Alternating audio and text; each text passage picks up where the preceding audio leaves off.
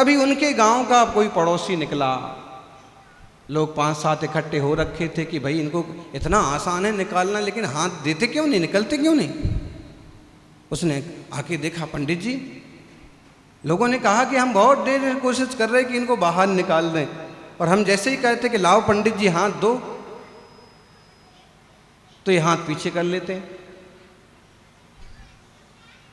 उसने कहा कि मैं निकालता हूँ। वो आगे आया, उसने कहा पंडित जी आप मेरा हाथ ले लो, आपका हाथ दो मत, आप मेरा हाथ ले लो। और ले लो की बात हुई कि पंडित जी ने झट से हाथ पकड़ लिया, क्योंकि तकलीफ तो देने में है ना, लेने में थोड़ी ना है।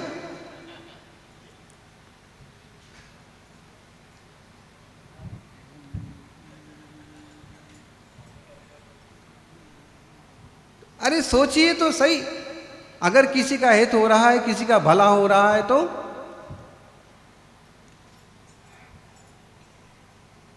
सज्जनों, ज्ञान ज्योति प्रतिभासमय, भगवान में एक कोई दुर्गुण और दोष नहीं रह गए। ज्ञान ज्योति है, रागादिक मल नाही, राग द्वेष मोह का कोई मल नहीं है।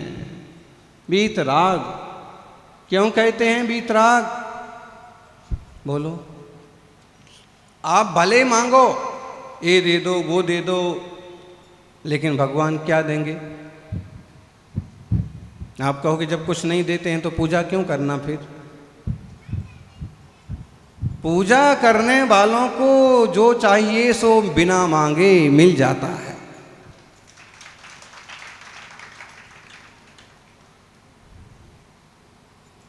खूब गर्मी है, और गर्मी में तुम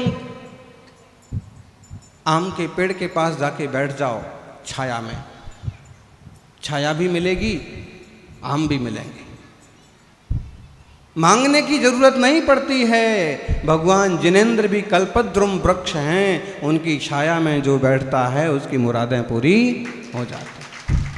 तुम्हारे मांगने में खोट हो, तुम्हारे दिल दिमाग में खोट हो तो बात अलग है, बाकी और जिसे देना आ गया ना, उसे मांगने की जरूरत नहीं पड़ती। सौभाग्यशालियों, जिस पर्याय को पाकर के भगवान भगवान बने, वो पर्याय हमें भी मिली है। सौभाग्य से हम मनुष्य हैं, और इसी मनुष्य पर्याय को पाकर के अनंत अनंत जीव सिद्ध बन गए। अनंत अनंत सिद्ध परमेष्ठी भगवान कितने? शरणम शरणम सिद्धप्पा, सिद्ध आत्माएं शरण हैं हमारे लिए। कितने हैं सिद्ध? हमारी तो फिर भी गिनती है, मनुष्यों की तो फिर भी गिनती है।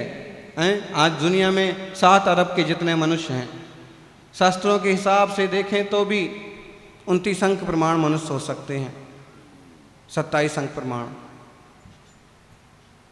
अरबों खरबों में। सिद्ध कितने? हमसे कई गुने हैं, बताइए। एक माही अनेक राजें, एक सिद्ध भगवान के आकार में, उनके प्रदेशों में, और दूसरे सिद्ध भी समाविष्ट हैं। और आश्चर्य की बात है कि एक दूसरे को बाधा नहीं पहुंचाते हैं। सिद्ध लोक में अनंत सिद्ध विराजित हैं और एक दूसरे में समाविष्ट हो गए। एक गिलास में दूसरा गिलास समा जाता है ना, जैसे, वो तो मूर्त है, कभी कभी बाधा भी करता है, घुसता नहीं है, लेकिन वो अमूर्त हैं और एक दूसरे में समा करके रह लेते हैं। समा करके रह लेते हैं तो भी आत्म प्रदेशों में और गुणों में कोई भी फर्क पड़ता नहीं। क्यों? स्वतंत्र सत्ता है प्रत्येक द्रव्य की, और अमूर्त होने से और लोक का स्वभाव अवगाहनत्व होने से सब समा जाता। अवगाहित होने की क्षमता होने से जीव पुद्गल भी समा जाते। गजब की बात है। इतने सारे सिद्ध एक साथ विराजे हैं और किसी को कोई तकलीफ नहीं है क्या? चुत तृष्णा, सारी चीजें नष्ट हो गई। नार्था चुत्तिड विनाशात विविध रस हिरण्यपान रसुश्चा न स्पृष्टे गंधमाल्य नहीं मिल सय नहीं ग्रहण निद्रात भावात। कुछ नहीं है उनको तकलीफ, कोई दुख नहीं है, दुख तो सारे हमको ही हैं। और कभी कभी तो आपको ऐसे लगता है कि महाराज सारे दुख हमको ही क्यों हैं। कभी कभी कोई श्रावक श्राविका को समय मिल जाए ना, मौका मिल जाए कि महाराज जी बैठे हैं खाली और कोई रोकने वाला नहीं है और कोई ये अंदर घुसने से मना करने वाला नहीं है, तो जल्दी जल्दी और महाराज जी के पास पहुंच जाता है। फिर अपना रोना चालू हो जाता है। और कभी कभी हम भी सुन लेते हैं। अगर सुन लेने से किसी का दुख कम होता है तो सुनने में अपने को क्या तकलीफ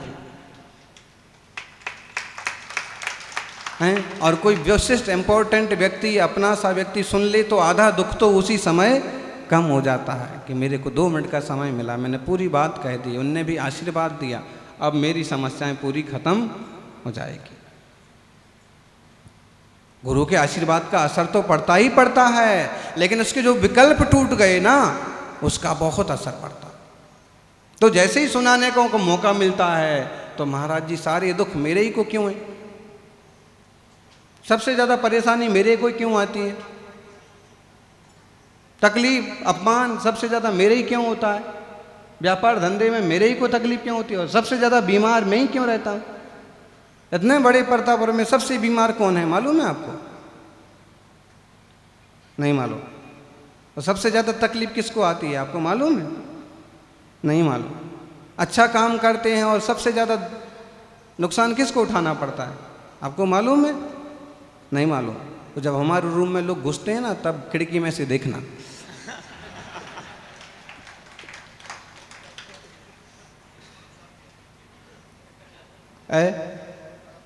सबकी यही सोच रहती है, ज्ञानी सौभाग्य है कि कम से कम मानव पर्याय तो मिली है, जैन कुल मिला है, अच्छा परिवार मिला है, जो कुछ मिला है कभी उसको धन्यवाद देना सीखो। धन्य हो बे, कौन से सौभाग्य रहे कि मैं यहाँ जन्मा। धन्य है उन माता पिता को जिनने मुझे इस लायक, इस योग्य बनाया। धन्य है जिन मंदिर, धन्य है जिन मंदिर को बनाने वाले लोग, धन्य है यह समाज जिसमें एक दूसरे को सहयोग करते हैं, संभाल लेते हैं। धन्यवाद दो। धन्य है मेरा भाग्य, मैं छोटी सी दुकान करता हूँ, खुश रहता हूँ, थोड़ा कमाता हूँ, थोड़ा खाता हूँ, लेकिन इस चीज़ को भी धन्य है, कारण मेरे से दुखी दुनिया में बहुत है। कई सारे लोग हैं जिनको तो छाया भी नसीब नहीं होती है, माता पिता का आशीर्वाद भी नसीब नहीं होता है, एक बार का जिन दर्शन भी नसीब नहीं होता है, अहिंसा सदाचार शाकाहार जैसे गुण भी नसीब नहीं है। कहो धन्यवाद दो जो पाया। थोड़ा कमाते नहीं, कमाते हैं महाराज सब निकल जाता है, जो हाथ में आता है निकलने के लिए ही तो आता है, हमेशा रहने के लिए थोड़ी आता है। लक्ष्मी का फोटो देखा, हमेशा खड़ी रहती है, खड़ी रहती है, और पैसे हाथ में से पैसे, सोने के सिक्के गिरते ही रहते हैं, और ढेर पर से फिसलते ही रहते हैं। मतलब है कि ढेर तो बनता जाएगा लेकिन फिसलन भी जारी रहेगी, इसके संभाल नहीं सकते। और खड़ी खड़ी लक्ष्मी कब चली जाए। तो संसार की चीजें तो ऐसी हैं।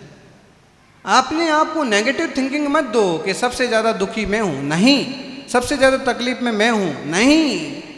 कई सारे लोग हैं जो और भी दुविधा में हैं, लेकिन उनके जीने का तरीका कुछ अच्छा है, सोच अच्छी है, इसलिए हर परिस्थिति में सहज रह लेते हैं, प्रसन्न रह लेते हैं। हम कहते हैं इसी का ही तो सहारा है, घर में यही एक तो जमूड़ा है, बाकी सब माटी कूड़ा है। नहीं, सब अपनी अपनी योग्यता रखते हैं, सब अपनी अपनी क्षमता रखते हैं। और एक बात है, राग द्वेष के बस होकर के भले हम बोलते हैं कि इसके बिना घर नहीं चल सकता, कि इसके बिना जीवन नहीं चल सकता, ये ना मिली तो ये ना मिली तो मर जाऊंगा, बोलते नहीं।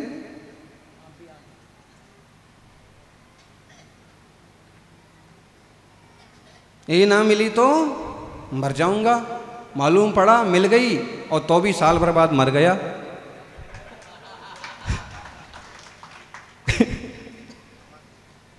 देख लो आप, बहुत राग से किसी चीज को चाहते हैं और कदाचित लड़ झड़ के पा लेते हैं, और बाद में जब उसकी तरफ से नुकसान और विकल्प चालू होते हैं तो कहते हैं यार कहाँ फंस गए हैं। मम्मी पापा सही कहते थे कि लड़की अच्छी नहीं है, मैं ही जबरदस्ती उलझ गया।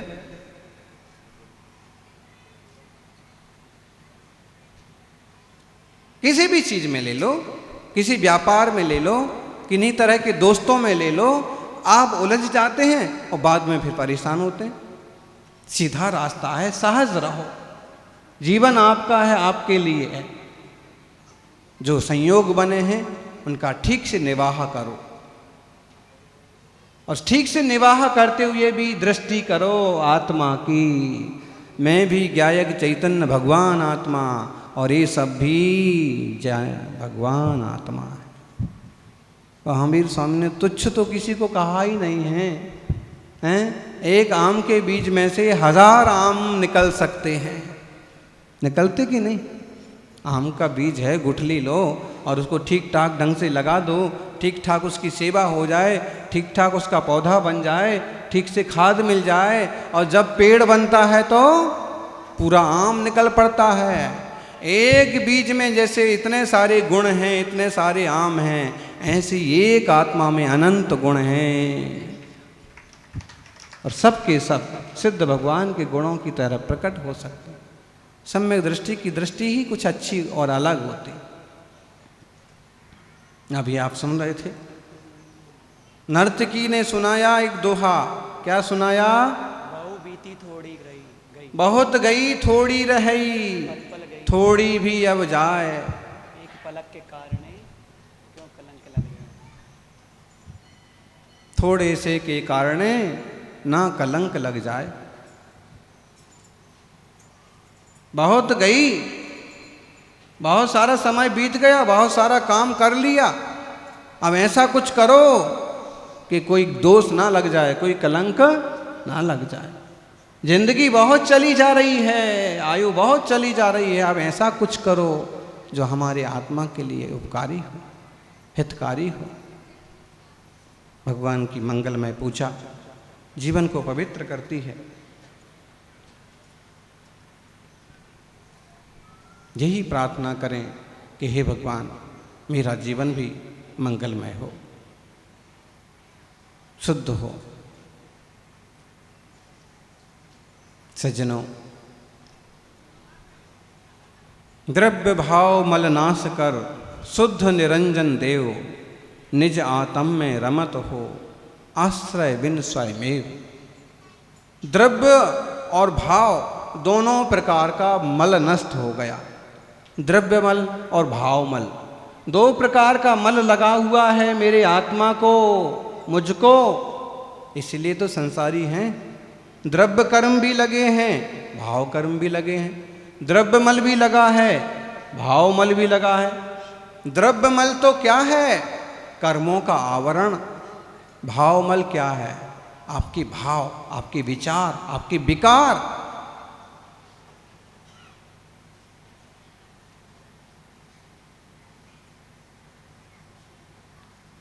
अपने विकारों को रोको। हम सोचते हैं मैं ऐसा करूंगा, मैं वैसा करूंगा, इतना राग द्वेष करते हैं, इतना विकार करते हैं कि बीपी भी हाई और लो होने लग जाता है, धड़कनें तेज हो जाती हैं, आंखों का रंग बदल जाता है। किस लिए? क्या करोगे? सहज शांत वीतरागी मुद्रा देखो भगवान की, और सहज शांत रहना सीखो। अरे बच्चे भी जैसा देखते हैं वैसा सीखते हैं, समझना। बच्चे सिखाने से नहीं सीखते हैं, बच्चे दिखाने से सीखते हैं। तो बच्चे भी जब दिखने से सीख जाते हैं कि ऐसे नमस्कार होता है, ऐसे व्यवहार होता है, आप तो बहुत बड़े हैं। जिनेंद्र भगवान की मुद्रा देख देख करके ये क्यों नहीं सीखते? इसमें ही आनंद है, सुख है।